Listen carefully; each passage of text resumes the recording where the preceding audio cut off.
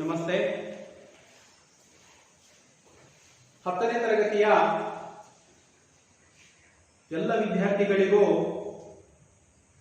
ಸಮಾಜ ವಿಜ್ಞಾನಕ್ಕೆ ಸ್ವಾಗತ. ಮಕ್ಕಳೇ, ಸಮಾಜ ವಿಜ್ಞಾನದ ಇತಿಹಾಸ ವಿಭಾಗದಲ್ಲಿ ನಾವು ಈ ಒಂದು ಅವಧಿಯಲ್ಲಿ ಅಧ್ಯಾಯ 6 ಭಾರತದ ಪ್ರಥಮ ಸ್ವಾತಂತ್ರ್ಯ ಸಂಗ್ರಾಮ ಎಂಬ ಅಧ್ಯಾಯವನ್ನ ಈ ಒಂದು ಅವಧಿಯಲ್ಲಿ ನಾವು ತಿಳ್ಕೋಬೇಕಾಗುತ್ತೆ ಮಕ್ಕಳೇ. ಹಾಗಾದ್ರೆ ಈ ಒಂದು ಅಧ್ಯಾಯದಲ್ಲಿ ಬರ್ತಕ್ಕಂತಹ ಕಲಿಕಾಂಶಗಳಿರ್ತಕ್ಕಂಥವೇನಿದ್ದಾವೆ, ಯಾವ ಯಾವ ಅಂಶಗಳನ್ನು ನಾವು ಅಧ್ಯಯನವನ್ನ ಮಾಡಬಹುದಾಗಿದೆ. ಕಲಿಕಾಂಶಗಳನ್ನು ನೋಡೋದಾದ್ರೆ, ಪ್ರಥಮ ಸ್ವತಂತ್ರ ಸಂಗ್ರಾಮಕ್ಕೆ ಪ್ರಮುಖವಾಗಿರ್ತಕ್ಕಂತಹ ಕಾರಣಗಳು. ಮೊದಲನೇ ಅಂಶ, ಪ್ರಥಮ ಸ್ವತಂತ್ರ ಸಂಗ್ರಾಮಕ್ಕೆ ಪ್ರಮುಖವಾಗಿರ್ತಕ್ಕಂತಹ ಕಾರಣಗಳನ್ನು ನಾವು ಗಮನಿಸಬೇಕಾಗಿರ್ತಕ್ಕಂಥದ್ದು. ಇನ್ನು ಎರಡನೇದಾಗಿರ್ತಕ್ಕಂಥದ್ದು ದಂಗೆಯ ತತ್ಕ್ಷಣದ ಕಾರಣಗಳು. 1857ರ ದಂಗೆ ಅಂತಕ್ಕಂಥದ್ದು ನಡೆಯುವುದಕ್ಕೆ ತತ್ಕ್ಷಣದ ಕಾರಣಗಳೇನು, ಹಾಗೇನೆ ದಂಗೆಯ ವಿಸ್ತರಣೆ ಮತ್ತು ಸ್ವರೂಪವನ್ನ ಕಾಣ್ತೀವಿ. ಇನ್ನ ದಂಗೆಯ 1857ರ ದಂಗೆಯ ವಿಫಲತೆಗೆ ಕಾರಣಗಳೇನು, 1857ರ ದಂಗೆಯ ವಿಫಲತೆಗೆ ಕಾರಣಗಳೇನು, ಹಾಗೇನೆ 1857ರ ದಂಗೆಯಿಂದ ಉಂಟಾಗಿರ್ತಕ್ಕಂತಹ ಪರಿಣಾಮಗಳೇನು, ಇಷ್ಟು ಪ್ರಮುಖವಾಗಿರ್ತಕ್ಕಂತಹ ಅಂಶಗಳನ್ನು ನಾವು ಗಮನಿಸ್ತಾ ಇದ್ದೀವಿ ಮಕ್ಕಳೇ. ಹಾಗಾದ್ರೆ ಇಲ್ಲಿ ನಾವು ಮುಖ್ಯವಾಗಿ ಗಮನಿಸಬೇಕಾಗಿರ್ತಕ್ಕಂಥದ್ದು ಏನು, ಬ್ರಿಟಿಷರು ಭಾರತದಲ್ಲಿ ತಮ್ಮ ಅಧಿಪತ್ಯವನ್ನ ಸ್ಥಾಪನೆಯನ್ನ ಮಾಡಿಕೊಂಡು ಸಾಮ್ರಾಜ್ಯದ ಒಂದು ವಿಸ್ತರಣೆ ಅಂತಕ್ಕಂಥದ್ದನ್ನ ಅವರು ಮಾಡ್ಕೊಳ್ತಾ ಬಂದ್ರು. ಇಲ್ಲಿ ಪ್ರಮುಖವಾಗಿ ನಾವು ಎರಡು ಅಂಶಗಳನ್ನ ನೆನಪಲ್ಲಿಟ್ಕೋಬೇಕಾಗಿರ್ತಕ್ಕಂಥದ್ದು. ಭಾರತದ ಸಾಮ್ರಾಜ್ಯದ ಒಂದು ವಿಸ್ತರಣೆಯಲ್ಲಿ ಬ್ರಿಟಿಷರು ಜಾರಿಗೆ ತಂದಿರತಕ್ಕಂತಹ ಎರಡು ನೀತಿಗಳೇನಿದ್ದಾವೆ, ಆ ಎರಡೂ ನೀತಿಗಳು ಭಾರತದಲ್ಲಿ ರಾಜರುಗಳಿಗೆ ದಂಗೆ ಏಳಲಿಕ್ಕೆ ಪ್ರಮುಖ ಕಾರಣವಾಗಿರ್ತಕ್ಕಂಥದ್ದನ್ನು ನಾವಿಲ್ಲಿ ಗಮನಿಸಬಹುದಾಗಿದೆ. ಹಾಗಾದ್ರೆ ಎರಡು ನೀತಿಗಳು ಯಾವ್ಯಾವು? ಯಾರಾದ್ರೂ ಹೇಳ್ತೀರಾ? Yes, very good. ಅಂದ್ರೆ ಮೊದಲನೇದಾಗಿರ್ತಕ್ಕಂಥದ್ದು ದತ್ತು ಮಕ್ಕಳಿಗೆ ಹಕ್ಕಿಲ್ಲ ಎಂಬ ಒಂದು ನೀತಿಯನ್ನ ಜಾರಿಗೆ ತಂದ್ರು. ದತ್ತು ಮಕ್ಕಳಿಗೆ ಹಕ್ಕಿಲ್ಲ ಒಂದು ನೀತಿ ಅಂತಕ್ಕಂಥದ್ದು. ಹಾಗೇನೆ ಸಹಾಯಕ ಸೈನ್ಯ ಪದ್ಧತಿ ಅಂತಕ್ಕಂಥದ್ದು. ಸಹಾಯಕ ಸೈನ್ಯ ಪದ್ಧತಿ ಮತ್ತು ದತ್ತು ಮಕ್ಕಳಿಗೆ ಹಕ್ಕಿಲ್ಲ ಅಂತಕ್ಕಂತಹ ನೀತಿಯನ್ನ ಅವರು ಯಾವಾಗ ಜಾರಿಗೆ ತಂದ್ರು, ಆ ಒಂದು ಸಂದರ್ಭದಲ್ಲಿ ತಮ್ಮ ಭಾರತದಲ್ಲಿ ಇರ್ತಕ್ಕಂಥ ಕೆಲವೊಂದು ಪ್ರದೇಶಗಳನ್ನು ಅವರು ವಿಸ್ತರಣೆಯನ್ನ ಮಾಡ್ತಾ ಬಂದ್ರು.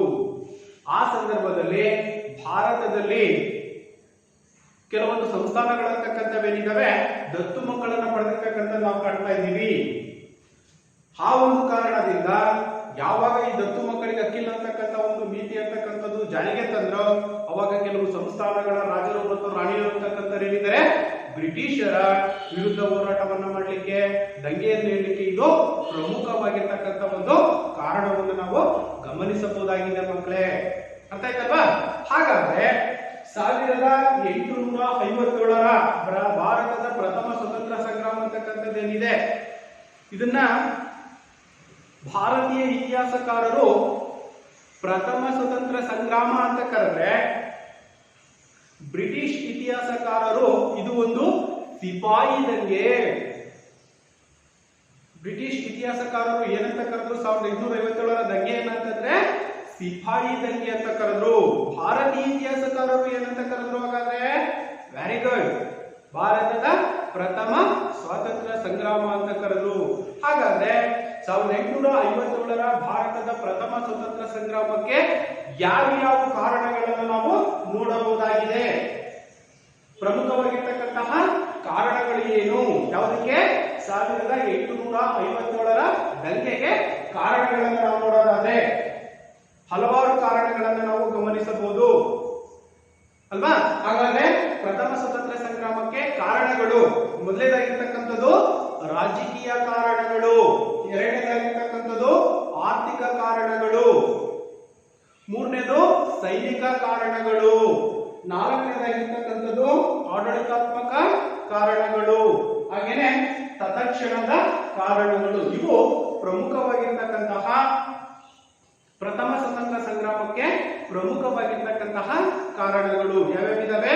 ರಾಜಕೀಯ ಕಾರಣಗಳಿದಾವೆ, ಸೈನಿಕ ಕಾರಣಗಳಿದಾವೆ, ಆಡಳಿತಾತ್ಮಕ ಕಾರಣಗಳು ಅಲ್ವಾ, ಹಾಗೇನೆ ಇಲ್ಲಿ ಆರ್ಥಿಕ ಕಾರಣಗಳು, ಹಾಗೇನೆ ತತ್ಕ್ಷಣದ ಕಾರಣಗಳನ್ನ ನಾವು ಕಾಣ್ತಾ ಇದ್ದೀವಿ. ಇದು ಪ್ರಮುಖವಾಗಿರ್ತಕ್ಕಂತಹ 1857ರ ದಂಗೆಗೆ ಪ್ರಮುಖವಾಗಿರ್ತಕ್ಕಂತಹ ಕಾರಣಗಳಾಗಿರ್ತಕ್ಕಂಥದ್ದು ಮಕ್ಕಳೇ. ಅರ್ಥ ಆಯ್ತಲ್ವಾ? ಪರೀಕ್ಷಾ ದೃಷ್ಟಿಯಿಂದ ಮೂರ್ವಕದ ಪ್ರಶ್ನೆಯನ್ನು ಕೂಡ ಇದು ಕೇಳಬಹುದು. ಅಂದ್ರೆ 1857ರ ದಂಗೆಗೆ ಪ್ರಮುಖ ಕಾರಣಗಳನ್ನ ತಿಳಿಸಿ ಅಂತ ಕೇಳ್ಬೋದು ಮಕ್ಕಳೇ.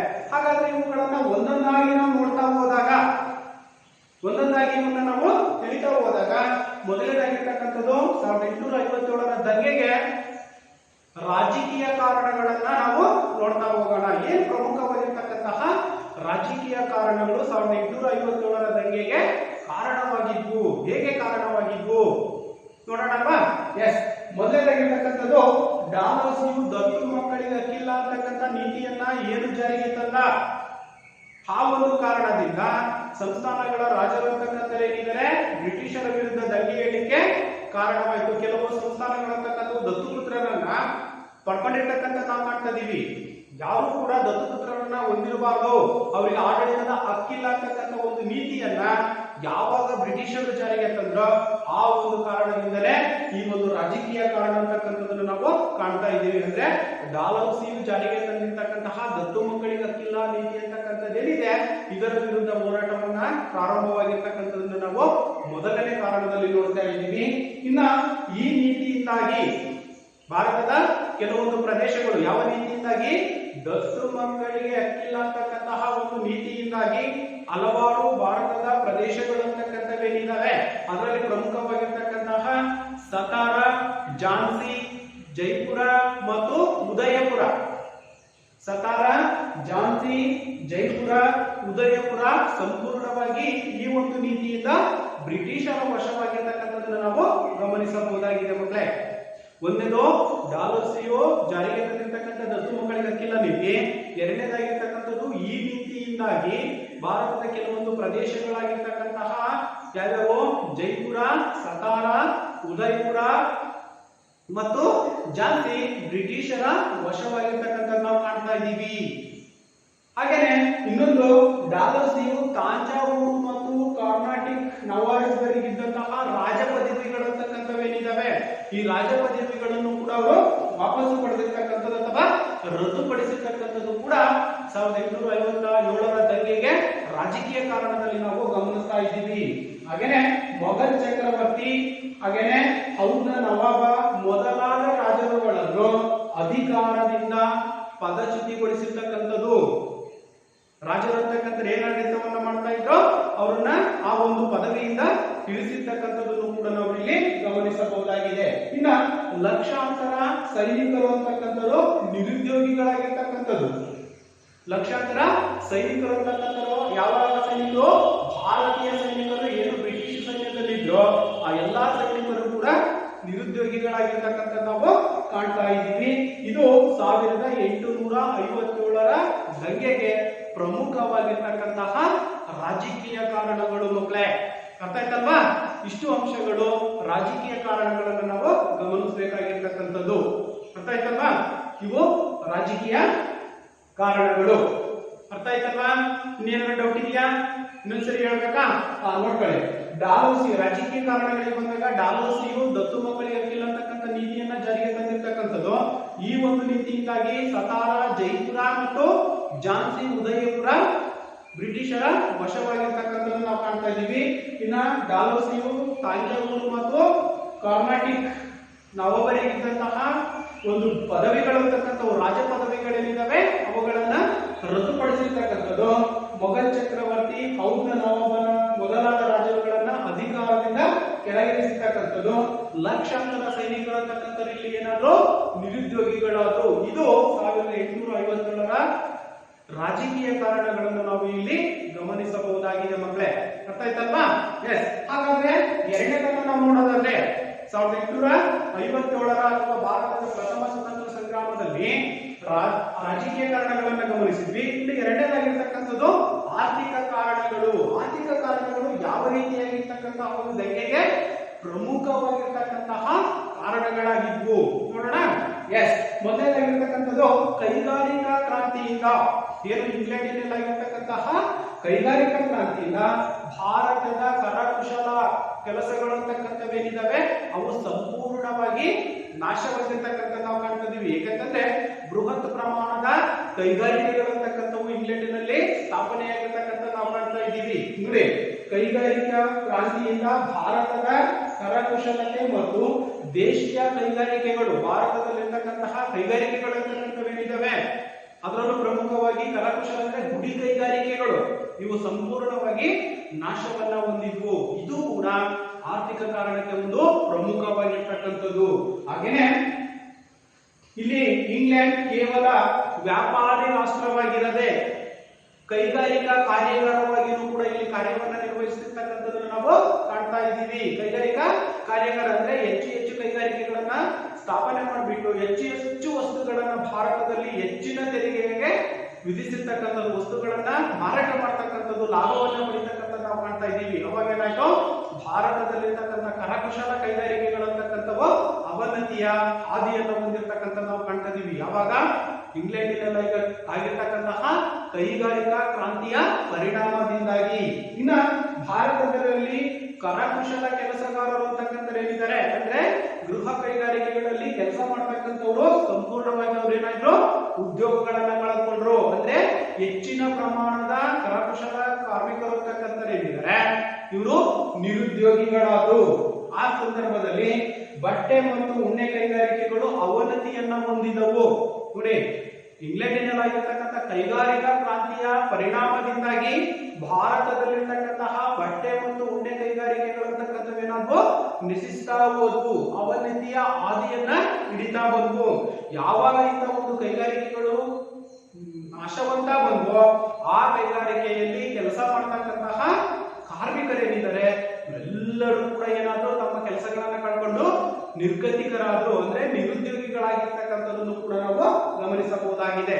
ಅದರ ಜೊತೆಯಲ್ಲಿ ಗೃಹ ಕೈಗಾರಿಕೆಗಳು ಆರ್ಥಿಕ ನಷ್ಟವನ್ನ ಅನುಭವಿಸಿದ್ವು. ಏನು ಗೃಹ ಕೈಗಾರಿಕೆಗಳು ಅಥವಾ ಕರಕುಶಲ ಕೈಗಾರಿಕೆಗಳಂತ ನಾವೇ ಕರಿತೀವಿ, ಇಂಗ್ಲೆಂಡಿನಲ್ಲಾಗಿರ್ತಕ್ಕಂತಹ ಕೈಗಾರಿಕಾ ಕ್ರಾಂತಿಯ ಪರಿಣಾಮದಿಂದಾಗಿ ಭಾರತದಲ್ಲಿರ್ತಕ್ಕಂತಹ ಗೃಹ ಕೈಗಾರಿಕೆಗಳು ಆರ್ಥಿಕ ನಷ್ಟವನ್ನ ಅನುಭವಿಸಬೇಕಾಯಿತು. ಹಾಗೇನೆ ನಂತರದಲ್ಲಿ ಭಾರತದ ವಸ್ತುಗಳನ್ನ ಇಂಗ್ಲೆಂಡಿನಲ್ಲಿ ಮಾರಲು ದುಬಾರಿ ಸುಂಕವನ್ನ ವಿಧಿಸ್ತಾ ಇದ್ರು. ನೋಡಿ, ಭಾರತದ ವಸ್ತುಗಳನ್ನ ಇಂಗ್ಲೆಂಡಿನಲ್ಲಿ ಮಾರಲು ದುಬಾರಿ ಸುಂಕವನ್ನ ಬ್ರಿಟಿಷರು ಏರಿರ್ತಕ್ಕಂಥದ್ದು ಕೂಡ ಇಲ್ಲಿ ಆರ್ಥಿಕ ಕಾರಣಕ್ಕೆ ಒಂದು ಪ್ರಮುಖವಾಗಿರ್ತಕ್ಕಂಥದ್ದು. ಇಲ್ಲಿ ಕಡಿಮೆ ಬೆಲೆಗೆ ವಸ್ತುಗಳನ್ನ ತಗೊಂಡೋಗಿ ಉತ್ಪಾದನೆಯನ್ನ ಮಾಡಿ ಅಥವಾ ಇಲ್ಲಿರ್ತಕ್ಕಂಥ ವಸ್ತುಗಳು ಏನಾದರೂ ಇಂಗ್ಲೆಂಡಿಗೆ ಹೋದಂತ ಸಂದರ್ಭದಲ್ಲಿ ಹೆಚ್ಚಿನ ಸುಂಕವನ್ನ, ನಾವು ಟ್ಯಾಕ್ಸ್ ಅಂತ ನಾವೇ ಕರಿತೀವಿ, ಹೆಚ್ಚಿನ ಸುಂಕವನ್ನ ವಿಧಿಸುವುದರ ಮೂಲಕ ಲಾಭವನ್ನ ಪಡಿತಕ್ಕಂಥ ಒಂದನ್ನ ಕೂಡ ನಾವು ಆರ್ಥಿಕ ಕಾರಣಗಳಲ್ಲಿ ಕಾಣ್ತಾ ಇದ್ದೀವಿ. ಇನ್ನು ಅದ್ರ ಜೊತೆಯಲ್ಲಿ ಇನ್ನೊಂದು ಪ್ರಮುಖವಾಗಿರ್ತಕ್ಕಂಥ ಕಾರಣ ಮಕ್ಕಳೇ, ಇಲ್ಲಿ ಜಮೀನ್ದಾರಿ ಪದ್ಧತಿಯಿಂದಾಗಿ ಸರ್ಕಾರ ಮತ್ತು ರೈತರ ಮಧ್ಯೆ ಇದ್ದಂತಹ ಮಧ್ಯವರ್ತಿ ಜಮೀನ್ದಾರರ ಕೃಷಿಕರನ್ನ ಶೋಷಣೆಗೆ ಒಳಪಡಿಸ್ತಾ ಇದ್ರು. ಏನ್ ಜಮೀನ್ದಾರಿ ಪದ್ಧತಿ ಅಂತಕ್ಕಂಥದ್ದನ್ನ ಜಾರಿಗೆ ತಂದಿದ್ರು, ಆಗ ಜಮೀನ್ದಾರರು ಏನ್ ಮಾಡ್ತಾ ಇದ್ರು, ರೈತರನ್ನ ಶೋಷಣೆಗೆ ಒಳಪಡಿಸ್ತಾ ಇದ್ರು. ಅರ್ಥ ಆಯ್ತಲ್ವಾ? ಇದು ಕೂಡ ಒಂದು ಆರ್ಥಿಕ ಕಾರಣವಾಗಿರ್ತಕ್ಕಂಥದ್ದು. ಇನ್ನ ಕಂದಾಯ ವಸೂಲು ಮಾಡಲು ತಾಲೂಕುದಾರರಿಗೆ ಅಧಿಕಾರವನ್ನ ನೀಡಿರ್ತಕ್ಕಂಥದ್ದು. ಕಂದಾಯ ವಸೂಲಿ ಮಾಡ್ತಕ್ಕಂಥದ್ದನ್ನ ತಾಲೂಕುದಾರರಿಗೆ ನೀಡಿರ್ತಕ್ಕಂಥದ್ದು.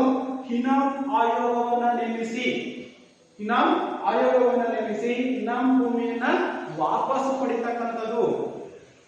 ಇನಾಮ್ ಆಯೋಗವನ್ನ ರಚನೆಯನ್ನ ಮಾಡಿ ಇನಾಮ್ ಭೂಮಿಯನ್ನ ವಾಪಸ್ಸು ಪಡಿತಕ್ಕಂಥದ್ದು, ಕೊಟ್ಟಿರ್ತಕ್ಕಂಥ ಭೂಮಿಯನ್ನ ಪುನಃ ಬ್ರಿಟಿಷರು ವಾಪಸ್ಸು ಪಡಿತಕ್ಕಂಥ ಒಂದು ಪದ್ಧತಿಯನ್ನು ನಾವು ಕಾಣ್ತಾ ಇದ್ವಿ.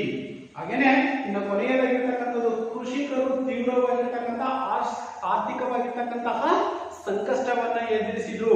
ಈ ಎಲ್ಲಾ ಕಾರಣದಿಂದಲೂ ಕೂಡ 1857ರ ದಂಗೆಯಲ್ಲಿ ಪ್ರಮುಖವಾಗಿ ಆರ್ಥಿಕ ಕಾರಣಗಳು ಕೂಡ ತನ್ನದೇ ಆಗಿರ್ತಕ್ಕಂಥ ಒಂದು ಪ್ರಭಾವವನ್ನ ಬೀರಿರ್ತಕ್ಕಂಥ ನಾವು ಕಾಣ್ತಾ ಇದ್ದೀವಿ. ರೈತರು ಕೂಡ ದಂಗೆ ಎದ್ರು, ಕೃಷಿ ಕಾರ್ಮಿಕರು ಅಥವಾ ಏನು ಕರಕುಶಲ ಕರ್ಮಿಗಳು ಅಂತಕ್ಕಂಥ ಏನಿದ್ರು ಎಲ್ಲರೂ ಕೂಡ ದಂಗೆ ಏಳಲಿಕ್ಕೆ ಪ್ರಮುಖವಾಗಿರ್ತಕ್ಕಂತಹ ಕಾರಣವನ್ನು ನಾವಿಲ್ಲಿ ಗಮನಿಸಬಹುದಾಗಿದೆ. ಅರ್ಥ ಆಯ್ತಲ್ವಾ? ಮೊದಲನೇದಾಗಿರ್ತಕ್ಕಂಥದ್ದು ರಾಜಕೀಯ ಕಾರಣಗಳು, ಎರಡನೇದಾಗಿರ್ತಕ್ಕಂಥದ್ದು ಆರ್ಥಿಕ ಕಾರಣಗಳು. ಅರ್ಥ ಆಯ್ತಲ್ವಾ ಮಕ್ಕಳೇ?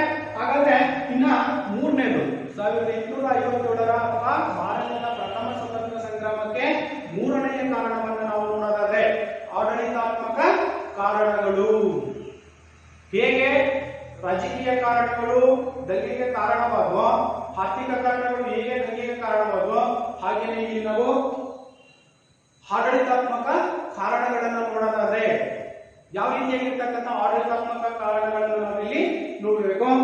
ಒಂದು, ಬ್ರಿಟಿಷರು ಹೊಸ ನಾಗರಿಕ ಮತ್ತು ಅಪರಾಧ ಕಾಯ್ದೆಗಳನ್ನ ಜಾರಿಗೆ ತಂದಿರ್ತಕ್ಕಂಥದ್ದು. ಏನು ಬ್ರಿಟಿಷರ ಒಂದು ಆಡಳಿತದ ಅವಧಿಯಲ್ಲಿ ಅವರು ಹೊಸದಾಗಿ ತಂದಿರ್ತಕ್ಕಂಥ ಕಾನೂನುಗಳೇನಿದ್ದಾವೆ, ಯಾವುದು ನಾಗರಿಕ ಮತ್ತು ಅಪರಾಧ ಕಾಯ್ದೆ,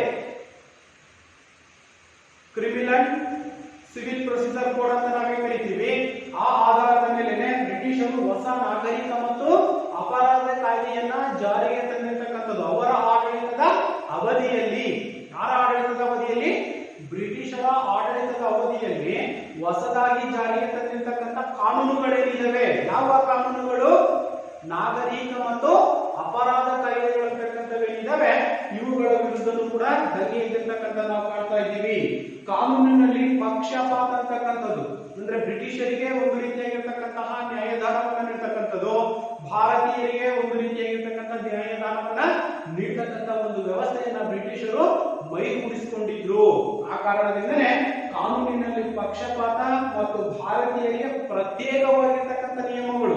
ಇವಾಗಲೇ ಹೇಳಿದೆ ಅಲ್ವಾ, ಅಂದ್ರೆ ಬ್ರಿಟಿಷರಿಗೆ ಒಂದು ರೀತಿಯಾಗಿರ್ತಕ್ಕಂಥ ನ್ಯಾಯವನ್ನ ಕೊಟ್ರೆ ಭಾರತೀಯರಿಗೆನೆ ಪ್ರತ್ಯೇಕವಾಗಿರ್ತಕ್ಕಂಥ ನಿಯಮಗಳನ್ನ, ಕಾನೂನುಗಳನ್ನ ಬ್ರಿಟಿಷರು ಜಾರಿಗೆ ತಂದಿರ್ತಕ್ಕಂಥದ್ದು ಆಡಳಿತಾತ್ಮಕ ಕಾರಣಕ್ಕೂ ಕೂಡ ಒಂದು ಪ್ರಮುಖವಾಗಿರ್ತಕ್ಕಂಥದ್ದು.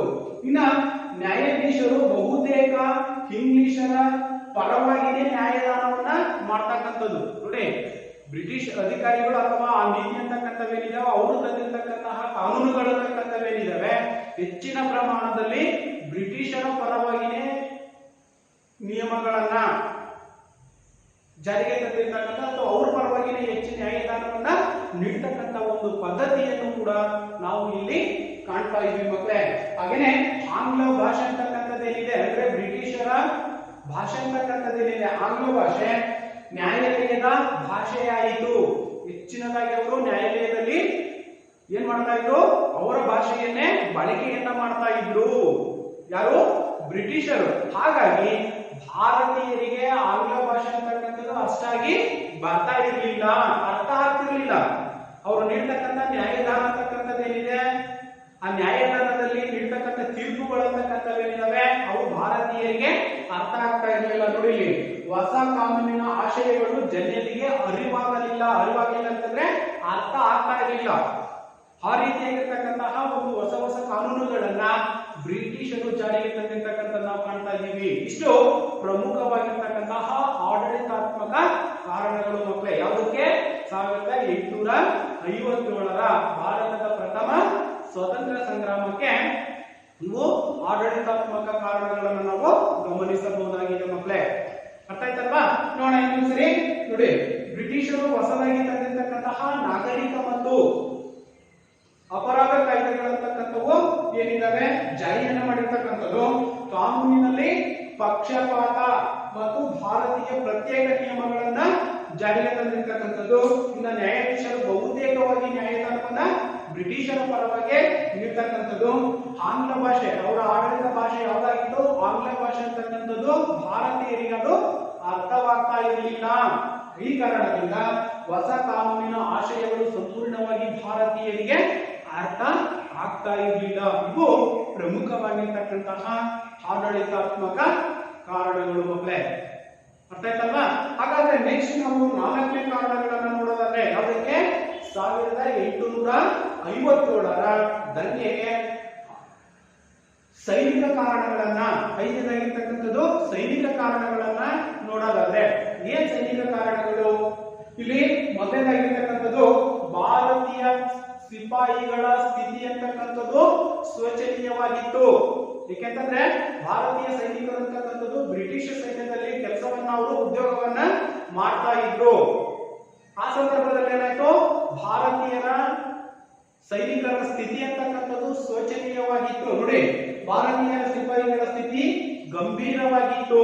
ಯಾಕೆ ಗಂಭೀರವಾಗಿತ್ತಪ್ಪ ಅಂತಂದ್ರೆ ಆಂಗ್ಲ ಸೈನಿಕರಿಗಿದ್ದಂತಹ ಸ್ಥಾನಮಾನ ಮತ್ತು ಬಡ್ತಿ, ಅವರಿಗೆ ಉನ್ನತ ಹುದ್ದೆಗಳನ್ನ ಕೊಡ್ತಾ ಇದ್ರು. ಭಾರತೀಯ ಸೈನಿಕರಿಗೆ ಹೆಚ್ಚಿನ ಸ್ಥಾನಮಾನವನ್ನ ಕೊಡ್ತಾ ಇದ್ರು, ಹೆಚ್ಚಿನ ವೇತನವನ್ನ ಕೊಡ್ತಾ ಇದ್ರು. ಅರ್ಥ ಆಯ್ತಲ್ವಾ? ಆದ್ರೆ ಭಾರತೀಯ ಸೈನಿಕರಿಗೆ ಕೇವಲ ಕಡಿಮೆ ಸ್ಥಾನಮಾನಗಳನ್ನ, ಕಡಿಮೆ ವೇತನವನ್ನು ಅವರು ನೀಡ್ತಾ ಇದ್ರು. ನೋಡ್ರಿ, ಆಂಗ್ಲ ಸೈನಿಕರಿಗೆ ಇದ್ದಂತಹ ಸ್ಥಾನಮಾನ ಹಾಗೇನೆ ವೇತನ ಬಡ್ತಿ ಭಾರತೀಯ ಸಿಪಾಯಿಗಳಿಗೆ ಇರಲಿಲ್ಲ. ಕಡಿಮೆ ವೇತನವನ್ನ ಕೊಡ್ತಕ್ಕಂಥದ್ದು ಅಥವಾ ಕೆಳದರ್ಜೆಯ ಉದ್ಯೋಗಗಳನ್ನು ಅವರಿಗೆ ನೀಡ್ತಕ್ಕಂಥದ್ದು. ಇನ್ನ ಭಾರತೀಯ ಸೈನಿಕರನ್ನು ಸಾಗರೋತ್ತರವಾಗಿ ಸೇವೆಗೆ ಒತ್ತಾಯಿಸಿರ್ತಕ್ಕಂಥದ್ದು ಕೂಡ 1857ರ ದಂಗೆಗೆ ಸೈನಿಕ ಕಾರಣಗಳಲ್ಲಿ ನಾವು ಅದನ್ನ ಗಮನಿಸಿದೀವಿ. ಭಾರತೀಯ ಸೈನಿಕರನ್ನ ಸಾಗರೋತ್ತರ ಅಂದ್ರೆ ಸಮುದ್ರವನ್ನ ದಾಟಿ, ಸಾಗರವನ್ನ ದಾಟಿ ಸೇವೆಯನ್ನ ಮಾಡಬೇಕಾಗಿತ್ತು ಮಕ್ಕಳೇ. ಹಾಗಾಗಿ ಸಾಗರೋತ್ತರಕ್ಕೆ ಒತ್ತಾಯಿಸಿದ್ದು ಧಾರ್ಮಿಕವಾಗಿ ಸೈನಿಕರನ್ನ ಪ್ರತಿರೋಧಿಸಿರ್ತಕ್ಕಂಥದ್ದು ಅಥವಾ ಪ್ರಚೋದಿಸಿರ್ತಕ್ಕಂಥದ್ದನ್ನ ನಾವು ಗಮನಿಸಬಹುದಾಗಿದೆ. ಅರ್ಥ ಆಯ್ತಲ್ವಾ? ಇವು ಪ್ರಮುಖವಾಗಿರ್ತಕ್ಕಂತಹ ಸೈನಿಕ ಕಾರಣಗಳು. ಏನ್ ಸೈನಿಕ ಕಾರಣಗಳು? ಭಾರತೀಯ ಸಿಪಾಯಿಗಳ ಸ್ಥಿತಿ ಅಂತಕ್ಕಂಥದ್ದು ಗಂಭೀರವಾಗಿತ್ತು. ಹಾಗೇನೆ ಸೈನಿಕರು, ಆಂಗ್ಲ ಸೈನಿಕರಿಗಿದ್ದಂತಹ ಸ್ಥಾನಮಾನ, ವೇತನ ಮತ್ತು ಬಡ್ತಿ ಅಂತಕ್ಕಂಥದ್ದು ವ್ಯತ್ಯಾಸದಿಂದ ಕೂಡಿರ್ತಕ್ಕಂಥದ್ದು. ಸಾಗರೋತ್ತರವಾಗಿ ಸೇವೆಯನ್ನ ಮಾಡಬೇಕಾಗಿರ್ತಕ್ಕಂಥದ್ದು. ಇವೆಲ್ಲವೂ ಕೂಡ 1857ರ ಸೈನಿಕ ದಂಗೆಗೆ ಅಥವಾ ಸೈನಿಕ ಕಾರಣಗಳನ್ನು ನಾವು 1857ರ ದಂಗೆಯಲ್ಲಿ ಕಾಣಬಹುದಾಗಿದೆ ಮಕ್ಕಳೇ. ಇವು ಪ್ರಮುಖವಾಗಿರ್ತಕ್ಕಂತಹ 1857ರ ದಂಗೆಗೆ ಪ್ರಮುಖ ಕಾರಣಗಳಾಗಿರ್ತಕ್ಕಂಥವು. ಹಾಗಾದ್ರೆ ಇನ್ನೂ ಒಂದಿದೆ ಕಾರಣಗಳನ್ನು ನಾವು ಪ್ರಮುಖವಾಗಿರ್ತಕ್ಕಂಥ ಕಾರಣಗಳನ್ನು ನೋಡೋದಾದ್ರೆ ದಂಗೆಗೆ ತತ್ಕ್ಷಣದ ಕಾರಣಗಳು ಕೇಳಬಹುದು ಪರೀಕ್ಷಾ ದೃಷ್ಟಿಯಿಂದ ಮಕ್ಕಳೇ. ನಿಮಗೆ 1857ರ ದಂಗೆಗೆ ತತ್ಕ್ಷಣದ ಕಾರಣಗಳನ್ನ ಸಂಕ್ಷಿಪ್ತವಾಗಿ ವಿವರಿಸಿ ಅಲ್ವಾ, ಕೇಳ್ಬೋದಲ್ವಾ? ಹಾಗಾದ್ರೆ ತತ್ಕ್ಷಣದ ಕಾರಣಗಳನ್ನು ನಾವು ನೋಡೋದಾದ್ರೆ ಇಂಗ್ಲಿಷರು ಸೇನೆಯಲ್ಲಿದ್ದ ಭಾರತೀಯ ಸೈನಿಕರು ತಾವೆಲ್ಲರೂ ಒಂದಾಗಿ ಹೋರಾಡಿದರೆ ಮಾತ್ರ ಭಾರತದಿಂದ ಬ್ರಿಟಿಷರನ್ನ ಒದ್ದೊಡಿಸುವುದು ಅಂತಕ್ಕಂತಹ ಒಂದು ಅಭಿಲಾಷೆಯನ್ನ ಭಾರತೀಯರು ಹೊಂದಿರ್ತಕ್ಕಂಥದ್ದು. ನಾವೆಲ್ಲ ಒಗ್ಗಟ್ಟಾಗಿರ್ಬೇಕು, ಒಗ್ಗಟ್ಟಿನಲ್ಲಿ ಬಲವಿದೆ. ನಾವೆಲ್ಲರೂ ಒಗ್ಗಟ್ಟಾಗಿದ್ದಾಗ ಮಾತ್ರ ಬ್ರಿಟಿಷರನ್ನ ಭಾರತದಿಂದ ಒದ್ದೊಡಿಸಲಿಕ್ಕೆ ಅಥವಾ ಭಾರತದಿಂದ ಅವನ್ನ ಹೊರಹಾಕಲಿಕ್ಕೆ ಸಾಧ್ಯತೆ ಇದೆ ಅಂತಕ್ಕಂತಹ ಮನೋಧೋರಣೆಯನ್ನ ಭಾರತೀಯ ಸೈನಿಕರು ಹೊಂದಿರ್ತಕ್ಕಂಥ ನಾವು ಕಾಣ್ತಾ ಇದ್ದೀವಿ. ಇನ್ನ ರಾಯಲ್ ಎನ್ಫೀಲ್ಡ್ ಹೊಸದಾಗಿ ತರಿಸಿರ್ತಕ್ಕಂತಹ ರಾಯಲ್ ಎನ್ಫೀಲ್ಡ್ ಬಂದೂಕುಗಳು ಅಂತಕ್ಕಂಥವೇನಿದ್ದಾವೆ, ಹೊಸದಾಗಿ ತರಿಸಿರ್ತಕ್ಕಂತಹ ರಾಯಲ್ ಎನ್ಫೀಲ್ಡ್ ಬಂದೂಕುಗಳು ಅಂತಕ್ಕಂಥವೇನಿದ್ದಾವೆ, ಆ ಒಂದು ಬಂದೂಕುಗಳಿಗೆ ಏನ್ ಮಾಡಿದ್ರಪ್ಪ ಬ್ರಿಟಿಷ್ ಅಧಿಕಾರಿಗಳು ಅಂತಂದ್ರೆ ಏನ್ ಮಾಡಿದ್ರು? ಕೊಬ್ಬನ್ನ ಸವರಿರ್ತಕ್ಕಂಥದ್ದು, ತೋಟಗಳು ಅಂತ ನಾವೇ ಕರಿತೀವಿ. ಆ ತೋಟಗಳಿಗೆ ಹಸುವಿನ ಮತ್ತು ಹಂದಿಯ ಕೊಬ್ಬನ್ನ ಸವರಿರ್ತಕ್ಕಂಥದನ್ನ ಕಾಣ್ತಾ ಇದ್ದೀವಿ. ನೋಡಿ, ರಾಯಲ್ ಎನ್ಫೀಲ್ಡ್ ಎಂಬ ಹೊಸ ಬಂದೂಕುಗಳನ್ನ ಜಾರಿಗೆ ತಂದಿರ್ತಕ್ಕಂಥದ್ದು ಮತ್ತು ಅವುಗಳನ್ನ ಸೈನಿಕರಿಗೆ ಬಳಸಲಿಕ್ಕೆ ಇರತಕ್ಕಂಥದ್ದು. ಬಂದೂಕುಗಳಿಗೆ ಉಪಯೋಗಿಸುತ್ತಿದ್ದಂತಹ ತುಪಾಕಿಗಳಿಗೆ ಹಸುವಿನ ಮತ್ತು ಹಂದಿಯ ಕೊಬ್ಬನ್ನ ಸವರಿರ್ತಕ್ಕಂತಹ ಒಂದು ಅಂಶ ವದಂತಿ ಅಂತಕ್ಕಂಥದ್ದು ಭಾರತೀಯ ಸೈನಿಕರಲ್ಲಿ ಅದು ಹಬ್ಲಿಕ್ಕೆ ಕಾರಣವಾಯಿತು. ಹೊಸದಾಗಿ ತರಿಸಿರ್ತಕ್ಕಂತಹ ರಾಯಲ್ ಎನ್ಫೀಲ್ಡ್ ಬಂದೂಕುಗಳಂತಕ್ಕಂಥವೇನಿದ್ದಾವೆ, ಆ ಒಂದು ಬಂದೂಕುಗಳಿಗೆ ಏನ್ ಮಾಡಿದ್ರು? ಹಸುವಿನ ಮತ್ತು ಹಂದಿಯ ಕೊಬ್ಬನ್ನ ಸವರಿರ್ತಕ್ಕಂತಹ ಒಂದು ವದಂತಿ ಅಂತಕ್ಕಂಥದ್ದು ಹಬ್ಬಿರ್ತಕ್ಕಂಥ ನಾವು ಕಾಣ್ತಾ ಇದೀವಿ. ಯಾಕೆ ಈ ಒಂದು ಕಾರಣವಾಗಿರ್ಬೋದು 1857ರ ದಂಗೆಗೆ ಅಂತಂದ್ರೆ ಹಿಂದೂಗಳಿಗೆ ಹಸು ಪವಿತ್ರವಾದರೆ ಮುಸ್ಲಿಮರಿಗೆ ಹಂದಿ ನಿಷಿದ್ಧವಾಗಿತ್ತು. ಆ ಒಂದು ಕಾರಣದಿಂದ ಬ್ರಿಟಿಷ್ ಅಧಿಕಾರಿಗಳು ಏನು ಆದೇಶವನ್ನ ನೀಡಿದ್ರೋ ಆ ಆದೇಶವನ್ನ ಭಾರತೀಯ ಸೈನಿಕರು ಸಂಪೂರ್ಣವಾಗಿ ವಿರೋಧಿಸಿದ್ರು. ನಾವು ಯಾವ ಕಾರಣಕ್ಕೂ ಕೂಡ ಬಾಯಿನ ಕಚ್ಚೋದಿಲ್ಲ ಅಂತಕ್ಕಂಥದನ್ನ. ಯಾಕೆ ಅಂತಂದ್ರೆ ಅಲ್ಲಿ ಹಂದಿ ಮತ್ತು ಹಸುವಿನ ಕೊಬ್ಬನ್ನ ಸವಿರುವುದರಿಂದ ಭಾರತೀಯ ಸೈನಿಕರು, ಅದರಲ್ಲೂ ಹಿಂದೂ ಮತ್ತು ಮುಸ್ಲಿಂ ಸೈನಿಕರು ಅಂತಕ್ಕಂಥವ್ರು ಬ್ರಿಟಿಷ್ ಸೈನ್ಯದಲ್ಲಿ ಏನಿದ್ರು ಅವರೆಲ್ಲರೂ ಕೂಡ ದಂಗೆಯನ್ನ ಹೇಳಲಿಕ್ಕೆ ಪ್ರಮುಖವಾಗಿರ್ತಕ್ಕಂಥ ಕಾರಣನೇ ಹೊಸದಾಗಿ ತರಿಸಿರ್ತಕ್ಕಂತಹ ರಾಯಲ್ ಎನ್ಫೀಲ್ಡ್ ಬಂದೂಕುಗಳಿಗೆ ದನದ ಮತ್ತು ಹಸು ಅಥವಾ ಹಂದಿಯ ಕೊಬ್ಬನ್ನ ಸವರಿರ್ತಕ್ಕಂಥ ಒಂದು ವಿಷಯ ಸೈನಿಕರಿಗೆ ಎಲ್ಲರಿಗೂ ಕೂಡ ಇದು ಹಬ್ಬುದು. ಇದನ್ನೇ ನಾವು ಏನಂತ ಕರಿತೀವಿ, ತತ್ಕ್ಷಣದ ಕಾರಣಗಳು. ಯಾವುದಕ್ಕೆ?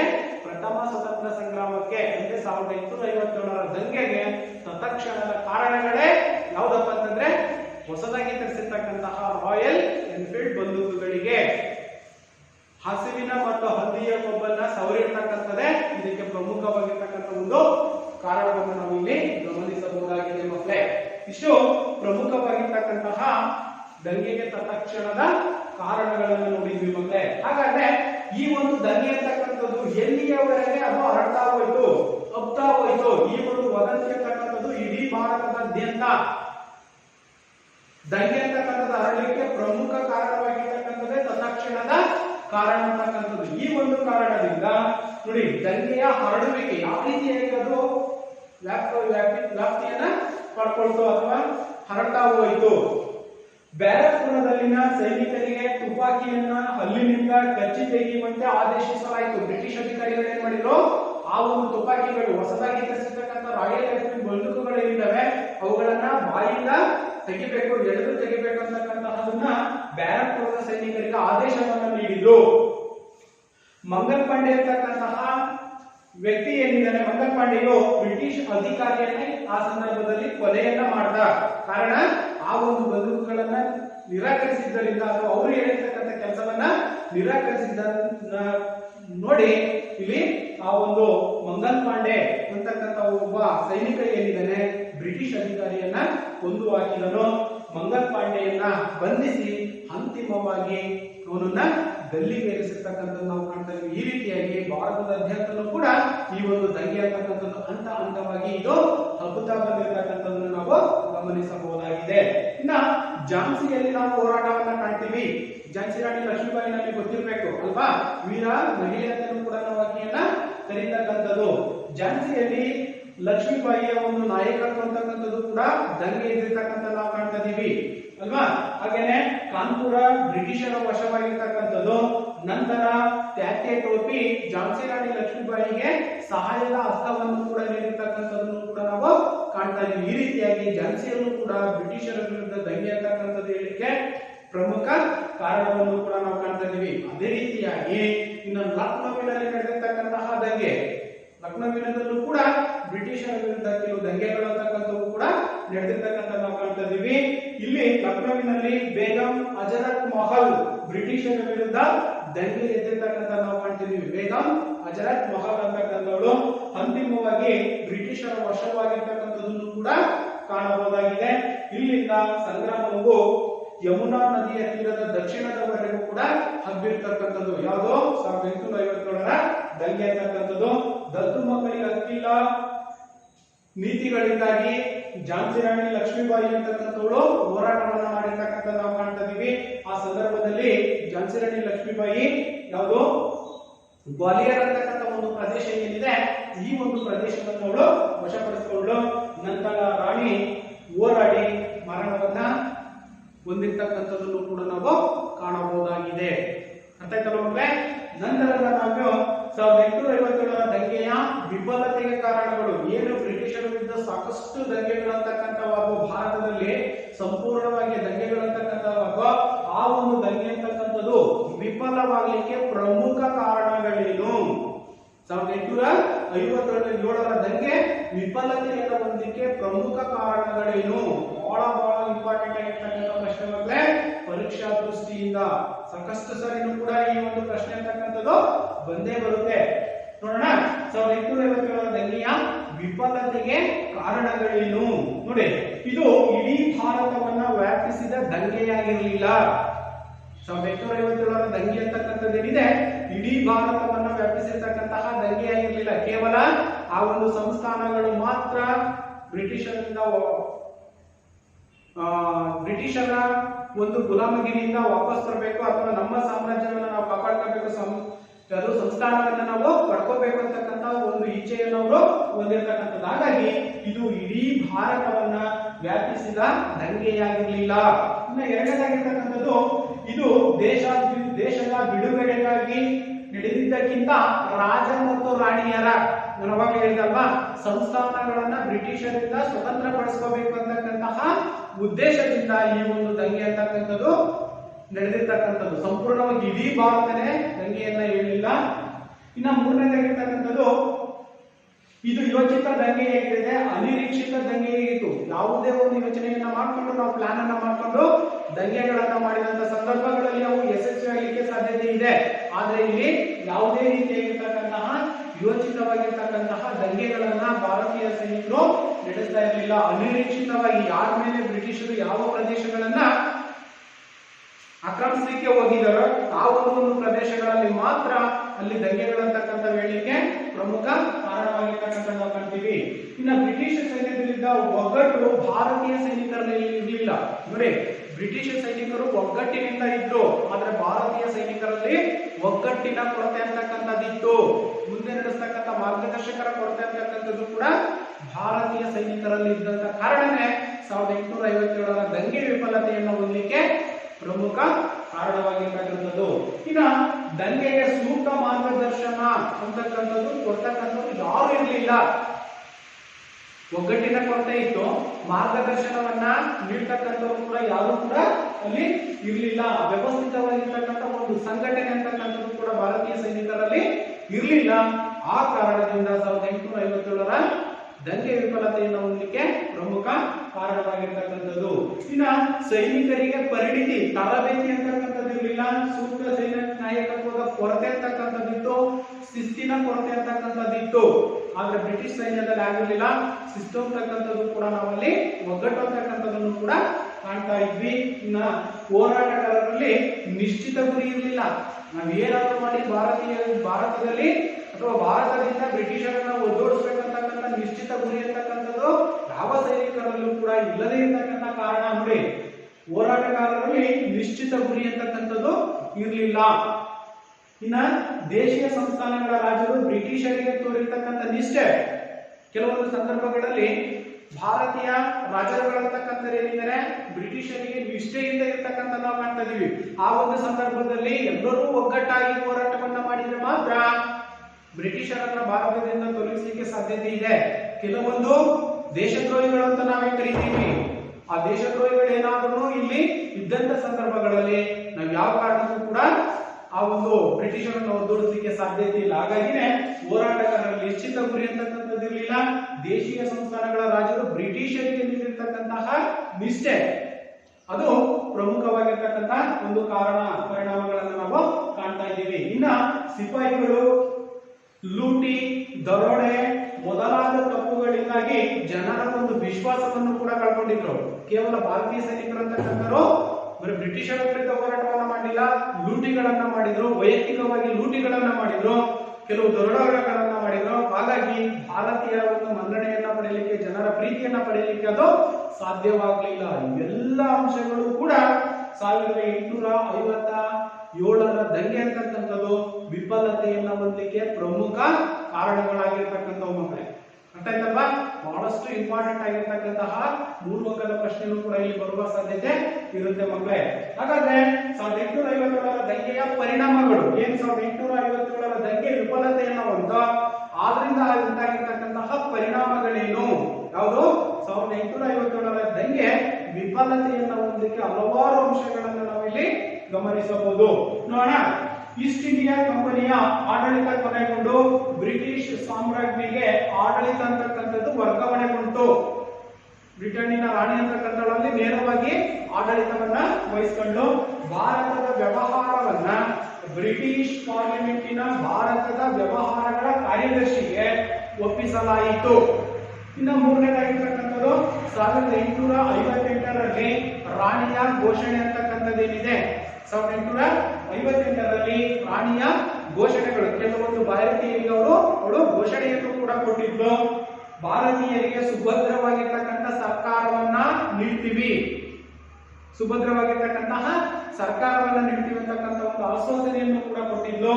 ಹಾಗೇನೆ ಕಾನೂನಿನ ಮುಂದೆ ಸಮಾನತೆ, ಎಲ್ಲರೂ ಕೂಡ ಯಾವುದೇ ಭೇದ ಭಾವ ಅಂತಕ್ಕಂಥದ್ದಿಲ್ಲದೆ ಕಾನೂನಿನ ಮುಂದೆ ಎಲ್ಲರೂ ಸಮಾನರು ಅಂತಕ್ಕಂಥ ಒಂದು ಅಂಶವನ್ನು ಕೂಡ ನಾವು ಕಾಣ್ತಾ ಇದ್ದೀವಿ.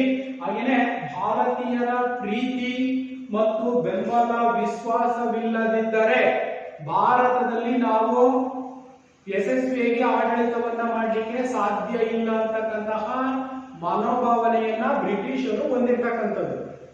ಅವರನ್ನ ವಿಶ್ವಾಸಕ್ಕೆ ತಗೊಂಡೇ ನಾವು ಏನ್ ಮಾಡ್ಬೇಕು, ಭಾರತೀಯರನ್ನ ವಿಶ್ವಾಸ ಮತ್ತು ಪ್ರೀತಿಯಿಂದ ಗಳಿಸಿಕೊಂಡೇ ನಾವು ಆಡಳಿತವನ್ನ ಮಾಡಬೇಕು ಭಾರತದಲ್ಲಿ ಅಂತಕ್ಕಂಥ ಮನೋಭಾವನೆಯನ್ನ ಬ್ರಿಟಿಷರು ಹೊಂದಿದ್ರು.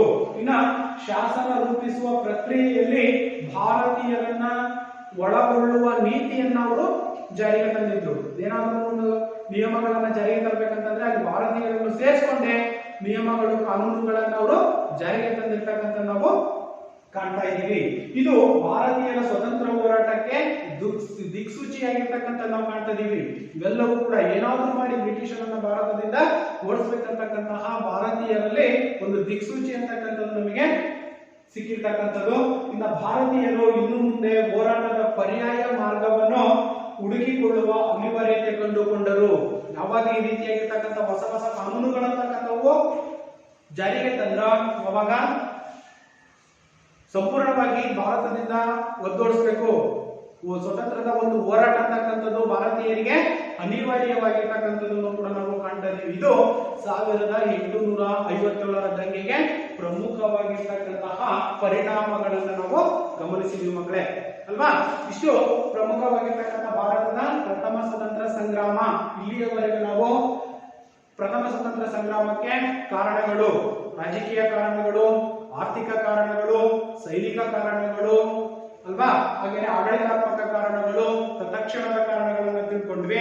ಹಾಗೇನೆ 1857ರ ದಂಗೆಗೆ ಅಥವಾ 1857ರ ದಂಗೆ ಯಾವೆಲ್ಲ ಕಡೆ ಇದು ಹಬ್ಬಿರ್ತಕ್ಕಂಥದ್ದು, ಹರಡಿರ್ತಕ್ಕಂಥದ್ದು ನಾವು ಕಾಣ್ತಾ ಇದ್ದೀವಿ.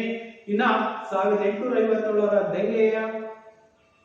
ದಂಗೆಯ ವಿಫಲತೆಗೆ ಕಾರಣಗಳೇನು, 1857ರ ದಂಗೆಯ ವಿಫಲತೆಗೆ ಕಾರಣಗಳೇನು, ಹಾಗೇನೆ 1857ರ ದಂಗೆಯ ಪರಿಣಾಮಗಳನ್ನು ಕೂಡ ನಾವು ಗಮನಿಸಿದ್ವಿ ಮಕ್ಕಳೇ. ಅರ್ಥ ಆಯ್ತಲ್ವಾ? ಅರ್ಥ ಆಯ್ತಲ್ಲ? ಎಸ್. ಹಾಗಾದ್ರೆ ಹೋಮ್ವರ್ಕ್ ಅನ್ನ ಮಾಡ್ಕೊಳ್ಳಿ. 1857ರ ದಂಗೆಗೆ ಪ್ರಮುಖ ಕಾರಣಗಳನ್ನ ತಿಳಿಸಿ. 1857ರ ದಂಗೆಗೆ ಕಾರಣಗಳನ್ನ ತಿಳಿಸಿ.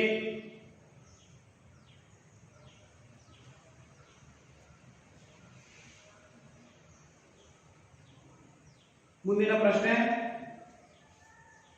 1857ರ ದಂಗೆಯ ಆಡಳಿತಾತ್ಮಕ ಕಾರಣಗಳನ್ನ ಸಂಕ್ಷಿಪ್ತವಾಗಿ ವಿವರಿಸಿ.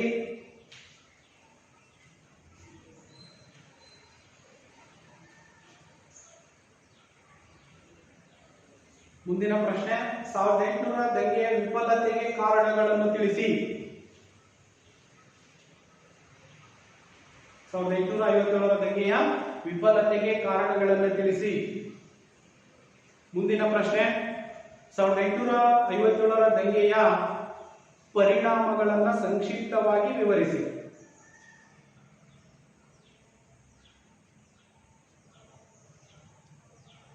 ಅರ್ಥ ಆಯ್ತಲ್ವ ಮಕ್ಕಳೇ?